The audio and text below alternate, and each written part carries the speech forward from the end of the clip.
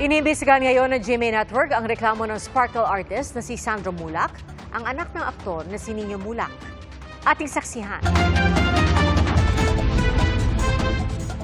Sa isang pahayag, sinabi ng network na inireklamo ni Sandro Mulak ang dalawang independent contractors ng GMA na sina Jojo Nones at Richard Cruz. Ayon sa GMA, hindi ito maglalabas ng detalye hanggang hindi pa tapos ang investigasyon bilang pagrespeto sa hiling ni Sandro na confidentiality. Dagdag dito, sinimulan na ng network ang investigasyon bago pa matanggap ang reklamo ni Sandro dahil sa bigat ng aligasyon.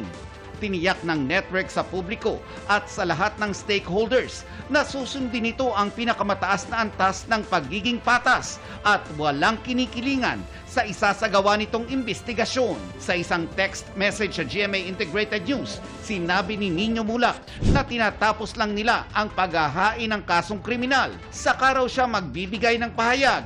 Sa isang pahayag naman, sinabi ng abogado ni Nones at Cruz na ikinalulungkot ng dalawa ang mga aligasyon sa kanila na kumakalat sa social media. Kahit daw hindi sinasalamin ng mga aligasyon, ang tunay ani lang nangyari.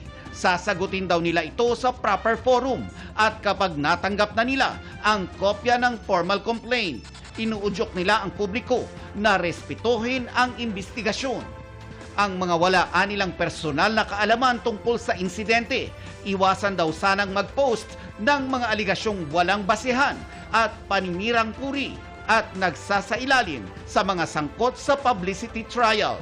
Para sa GMA Integrated News, Nelson Canlas ang inyong saksi.